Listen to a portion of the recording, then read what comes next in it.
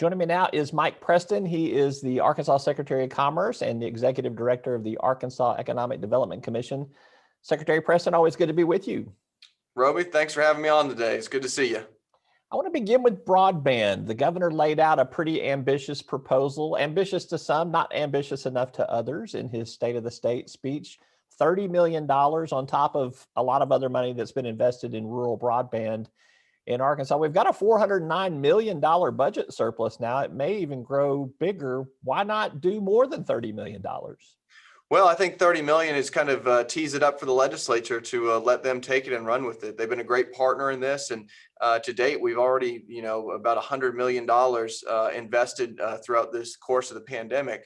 Some of that coming from funds from the governor and the legislature, but then additional funds coming through the CARES funding. So we took it at that time that we had to really lean forward on broadband and be aggressive to push out these grants, and we've done so. We've got 70 grants now, over 70 grants that are in the progress of being stood up, and some of them are already completed. So I think 30 million is a starting point.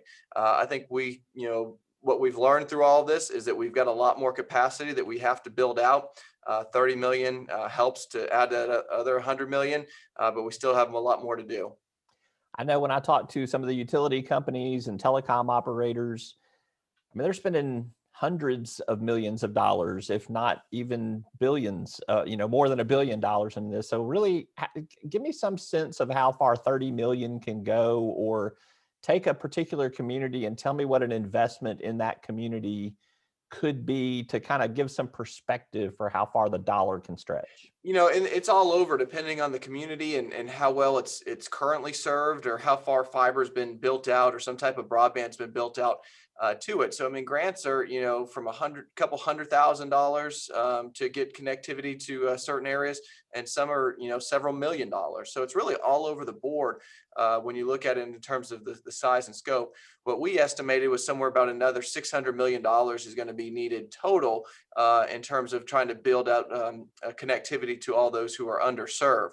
And that's going to come from multiple sources. That's going to come from that $100 million that we've already put in through the CARES. That's going to come through the additional 30 plus whatever that the legislature and the governor are able to do this session. And that's also going to be federal funds that we're able to draw down through various sources. But to put it in perspective, in our estimates right now, we're looking at the 70 grants that we've done.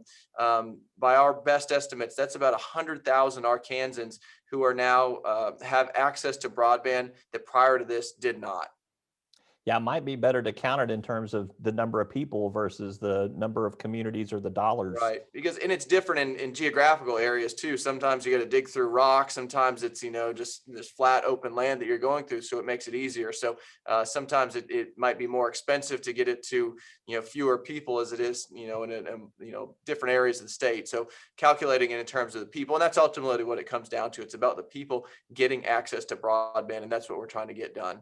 The Department of Commerce has been dealing with this unemployment situation, the pandemic unemployment assistance, as well as just distribution of other types of unemployment assistance. You kind of had a breakthrough this week, got a little bit ahead of the curve in terms of where your time schedule was. I know you guys did a press conference on that. All that to say, you've heard the stories of heartache and heartbreak that are out there from people that have really been caught between a rock and a hard place with where the federal funds have ended and the ability to bridge all of that. I guess speak to those people a little bit for me. Is there something you wish you could do in hindsight that would have made this process smoother, easier, better for them? In hindsight, of course, you could go back and change a lot of things. I think simply the unemployment insurance program as a whole it's a difficult one to navigate. How it's designed, and there's nothing at the state that I'd say that it's wrong. We're doing everything that we can.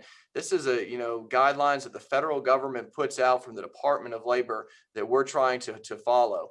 I think simplifying that system on the front end would have been a lot easier, going into this pandemic. Not throwing Congress or anyone in any of the federal departments under the bus. No one could foresee just how big of an impact this pandemic was going to have, and how many people. It would have been easier to navigate the system on the front end. The other thing I think that you could look at is modernizing the UI systems. We've been fortunate in Arkansas that we've had such a strong economy for a number of years. So we've been able to utilize that same system for many years now. And when you're doing 1,000 claims a week, you don't necessarily, can't really go and advocate to pour millions of dollars into updating a unemployment insurance system to modernize the IT side of it. But now when you have this, almost swollen to capacity on our system, you realize if we did have an updated, more modernized system, we could make some of these changes a little bit, more seamlessly. That doesn't, eliminate how complex this can be.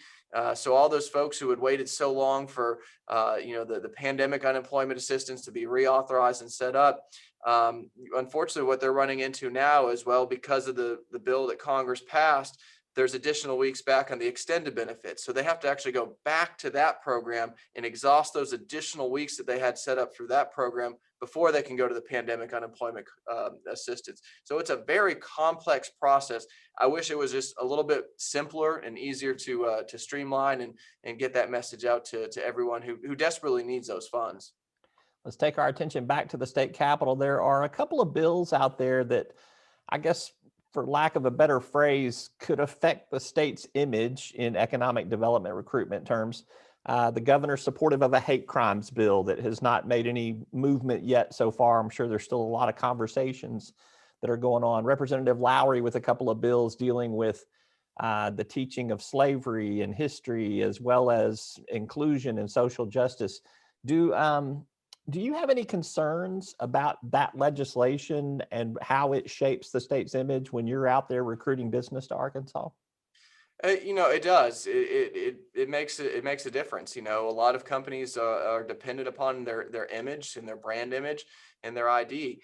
And sometimes when a state takes a stand and it's going to be opposite of what the consumer market is pushing for, there's a chance that they run into boycotts or other issues.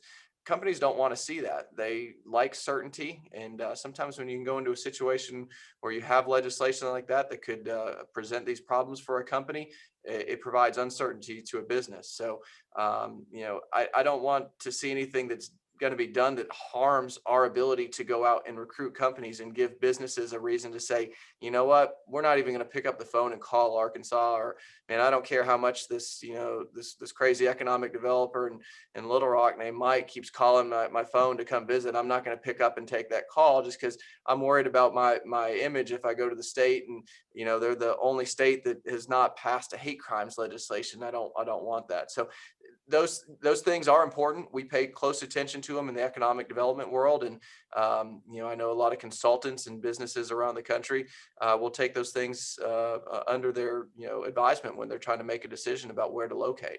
Are you communicating those concerns to legislators? Yeah, we have. We've been open with our support. I know our Economic Development Commission, our commissioners, collectively as a group, passed a resolution to support it. I host a monthly Economic Development Partners call that we've talked about this very extensively with all of our local economic development organizations, our local chambers of commerce, encourage them to support resolutions in favor of it. And talk to their legislators about how important, passing the hate crimes legislation it is, and not doing anything else that, is really going to harm the image or the brand image of Arkansas. Because, we're a consumer market too. We're trying to recruit people and companies here. We don't want to do anything to damage our brand or our image. How about the bills that deal with social justice and inclusion and diversity? Yeah, I don't think those have filtered up as much in terms of our conversations with consultants and others. Not to say that it won't eventually get to that point. And I think when you start looking at when you do recruit a company here into our state, they start looking about what is it going to be like to live in that state. And you have trailing spouses who are then looking at what do our school systems look like, and what are they teaching, and or am I going to get a good education for my kids. So sometimes those are things that people might look into as a potential prospect coming into the state, and saying that's the hardest sell that we're going to have to make on this company now is convincing everyone else to move here to do it. And just small things like that could play a big role in the future. And I certainly don't want to, again, do anything that's going to hurt Arkansas. A bill was filed this week by Senator Trent Garner to eliminate an Arkansas office in China that doesn't exist, although there was an office in China at one point in time. Speak to me about how you guys recruit Asia right now, whether it's with an office in China or without an office in China. Are you hamstrung at this point in time? What are you doing? Well, certainly with the pandemic, it's infected our ability to recruit internationally. We're still doing it. Asia is such a big market, in terms of the opportunities for both foreign direct investment and then obviously trade. Certainly, it's a big deal for our agriculture interest in the state. So Asia, we kind of have broken up. We do have a physical office presence in Japan. Japan covers Korea, India, and a few other countries. China, we actually scaled back at the end of the fiscal year. So at the end of June of this year, we scaled it back and closed our physical office location and went to just a contract person. It's actually a U.S. Based person who represents us now in China, but also covers Hong Kong and Taiwan. So we kind of have Asia broken up between two offices, if you will. One is a physical office location, the other is through a consultant. Call it what you will, an office or a consultant. But we need to have a presence in that part of the world. China is the second largest economy in the world, and we trade with them. There's a lot of Arkansas companies who have a presence there, and it's important for us to open doors into China for Arkansans who are trying to do business there. A lot of companies here depend on them for supply chain issues that are coming through China to source goods. So there's a multitude of reasons it's important for us to have a presence in there. In filing legislation that's going to prohibit us from doing that, it only hurts Arkansas and kind of isolates us from a part of the world that we need to do business in. If I get the gist of Senator Garner's argument, is that the state of Arkansas should not be doing business with the Chinese Communist Party. Is that a valid concern that he has? I mean, I understand the concern. Do we need to be doing business with the Communist Party of China? We're looking beyond that. Our contract is again with a U.S. citizen who has ties in China. So this is about opening doors and building relationships and making it easier to do trade. I'm not ignorant to sit up here and say that I realize that China is a communist country, and in order to do trade in China and business in China, a lot of it runs through the party, because the Communist Party controls a lot of the business interests over there. So you kind of have to when you do business with Chinese companies, it's inevitable that the Communist Party is going to be involved in some shape or manner. By no means do we want to just give money to communist China, but we are going to be doing trade with China. We're going to do business relations with China, and I think we'll see what happens with a new administration in Washington. But if any indications from President Biden's time as vice president, he's one that I think is going to look for opportunities to continue to open trade with China. And, I certainly, if that is the case and U.S. leans forward on trade with China, I don't want Arkansas to be left behind. I want us to be there at the forefront to say we're going to be a leader in trade and selling our goods and certainly our agricultural products to, the largest consumer market in the world. All right. Lastly, for you, you're always optimistic about this, so I'm expecting an optimistic answer. Although I'll take a realistic one if you got that as well. What's the economic development pipeline look right now? What are you seeing in terms of prospect activity, and maybe the new administration has something to do with that? Well, Roby, you're right on. I'm always optimistic on Arkansas and our economic development efforts. And you can even point back, obviously I look back to January of 15 when this administration took office, and it's just the video game like numbers that we've been able to achieve as an administration.